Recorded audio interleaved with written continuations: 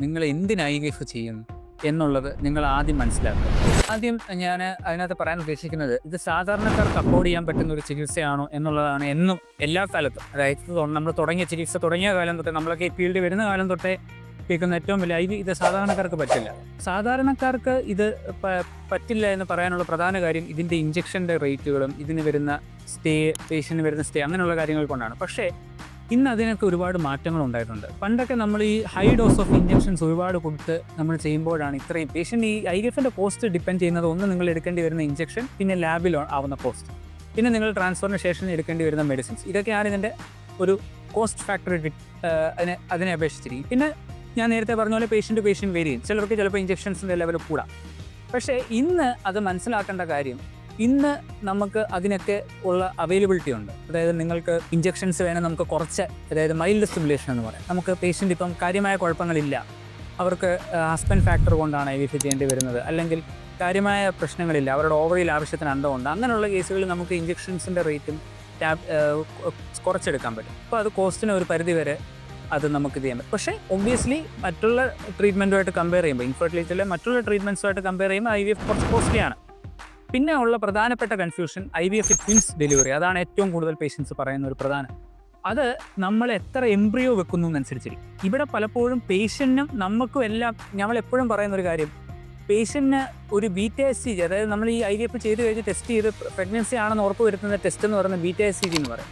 ഈ test negative ആകുമ്പം നിങ്ങളെ കാണുന്ന ഡോക്ടർ എന്നുള്ള രീതിയിൽ എനിക്കും കാണുന്ന പേഷ്യൻറ്റിനും അത് ഒരുപാട് നെഗറ്റീവ് ഇമ്പാക്റ്റാണ്. സക്സസിൻ്റെ ലെവൽ കൂട്ടാൻ വേണ്ടിയാണ് പലപ്പോഴും നമ്മൾ എംബ്രിയോ കൂടുതൽ നിക്ഷേപിക്കുന്നത്. പക്ഷേ Day 5 എംബ്രിയോ അഥവാ ബ്ലാസ്റ്റോസിസ്റ്റ് ആണെങ്കിൽ, നിങ്ങൾ ഒരു എംബ്രിയോ നിങ്ങളുടെ നല്ലതാണെങ്കിൽ പോലും നിങ്ങൾ നിക്ഷേപിച്ചാൽ നിങ്ങൾക്ക് പ്രഗ്നൻസി കിട്ടും. Day 3 എംബ്രിയോ വരുമ്പോഴാണ് ചിലപ്പോൾ നമ്മൾ 2 അല്ലെങ്കിൽ 3 എംബ്രിയോ വരെ നിക്ഷേപിക്കുന്നത്. Day 5 ട്രാൻസ്ഫർ ആണ് നിങ്ങൾ ചെയ്യുന്നതെങ്കിൽ മിക്ക സെൻറ്ററുകളിലും ഒരു എംബ്രിയോ മാത്രമേ നിക്ഷേപിക്കൂ. അപ്പോൾ നിങ്ങൾക്ക് ഈ ട്വിൻസിൻ്റെ പ്രശ്നം മാറും.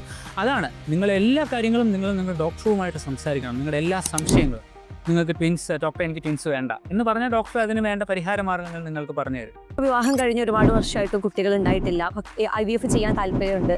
പക്ഷേ ഈ പറഞ്ഞ പോലെ ഒരുപാട് തെറ്റിദ്ധാരണകൾ മൂലം ഇതിൽ നിന്ന് മാറി നിൽക്കുന്ന, IVF നിന്ന് മാറി നിൽക്കുന്ന ഒരുപാട് കപ്പിൾസ് ഉണ്ട്. അവരോട് സാറിന് എന്താണ് പറയാനുള്ളത്? അവരോട് പറയാനുള്ളത്, ആദ്യം നിങ്ങൾ ചെയ്യേണ്ടത്, നിങ്ങൾ എന്തിന് IVF ചെയ്യുന്നു എന്നുള്ളത് നിങ്ങൾ ആദ്യം മനസ്സിലാക്കുക. എന്തുകൊണ്ട്, അതായത് നിങ്ങൾക്ക് അതായത് ആദ്യം ചോദിച്ച ദിവസത്തിനകത്തുണ്ട്, ഞങ്ങൾ കുറേ നാൾ ട്രൈ ചെയ്തു പക്ഷേ കുട്ടികളാവുന്നില്ല. എന്തുകൊണ്ട്? എന്തെങ്കിലും ഒരു റീസൺ കാണും, പർട്ടിക്കുലർ റീസൺ കാണും. ഇത് വളരെ സിമ്പിൾ റീസൺ ആയിരിക്കും.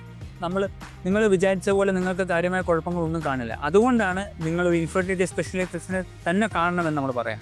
കാരണം ആ സിമ്പിൾ കാര്യം നമ്മൾ കണ്ടുപിടിക്കുകയും ഇത് IVF വേണ്ട കാരണമാണോ നിങ്ങൾ കണ്ടുപിടിക്കണം. പലപ്പോഴും നമ്മൾ പേഷ്യൻസ് ഇന്നത്തെ കാലത്ത് കൂടുതലും കാണുന്നത് ലേറ്റ് മാരേജസും, കുറേ കഴിയുമ്പോൾ അവർ ലേറ്റായിട്ട് കല്യാണം കഴിക്കുന്നു, അപ്പോഴത്തേക്ക് വീട്ടിൽ പ്രഷറാവും, വീട്ടിൽ ഭയങ്കരമായിട്ട് പ്രഷറാവും. നിങ്ങൾ ലേറ്റായിട്ടാണ് കല്യാണം കഴിച്ചത്, ഇത്രയും നാൾ നിങ്ങൾക്ക് പറഞ്ഞത് കേട്ടില്ല, അതുകൊണ്ട് നിങ്ങൾക്ക് ഇനി എങ്ങനെയും ഒരു കുട്ടി വേണം എന്ന് പറഞ്ഞിട്ടാണ് ഇവർ വരുന്നത്. അങ്ങനല്ല.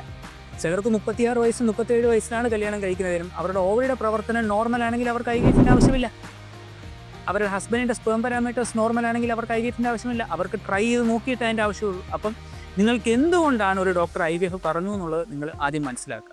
പിന്നെ ഇത് വളരെ സിമ്പിൾ പ്രോസസ്സാണ്. ഇത് ഇന്ന് ഒരുപാട് ഈ ടെക്നോളജി ഡെവലപ്പ് ചെയ്തു. പണ്ടാണ് IVF ചെയ്താൽ ഫ്ലൂയിഡ് കെട്ടിക്കിടക്കുക, അങ്ങനെയുള്ള പ്രശ്നങ്ങൾ വരിക, അങ്ങനെ പല പ്രശ്നങ്ങൾ വരാം. അങ്ങനെ ഒരു കാലം ഉണ്ടായിരുന്നു IVF. പക്ഷേ ഇന്ന് അതൊക്കെ മാറി. ഇന്ന് ഇഞ്ചക്ഷൻസ് ഒരുപാടധികം കൂടി, ഇന്ന് അതിൻ്റെ പല പ്രോട്ടോകോൾസ് വന്നു, IVF ക്ലിനിക്സുകളുടെ എണ്ണം ഒരുപാട് കൂടി. അങ്ങനെ വരുമ്പോൾ നിങ്ങൾക്കിത് വളരെ സിമ്പിളായിട്ട്, ഇതിൻ്റെ സിമ്പിൾ പ്രോസസ്സ് സാധാരണക്കാർക്ക് വളരെ പെട്ടെന്ന് മനസ്സിലാവുന്ന രീതിയിൽ IVF പ്രോസസ്സ് ഇന്ന് മാറി. അത് നിങ്ങൾ കൃത്യമായിട്ട് ഡോക്ടറോട് ചോദിച്ച് മനസ്സിലാക്കുകയും വേണം. പിന്നെ ഇത് സിമ്പിളായെന്ന് പറയുമ്പോൾ പലപ്പോഴും പേഷ്യൻസ് അതിനെ വളരെ സിമ്പിളായിട്ട് എടുക്കുകയും ചെയ്യും. പക്ഷേ ക്വാളിഫൈഡ് ആയിട്ടുള്ള കൃത്യമായിട്ടുള്ള ഇൻഫെർട്ടിലിറ്റി സ്പെഷ്യലിസ്റ്റിനെ തന്നെ കാണണം. കാരണം ഇത് അല്ലാതുള്ള രീതിയിൽ ചെയ്താൽ, ഇതിനെ വളരെ ചുമ്മാ കുറച്ച് മരുന്നുകൾ കഴിച്ച് ചുമ്മാ പോയി ചെയ്താൽ ഇതിനെ സക്സസ് കിട്ടുകയുമില്ല.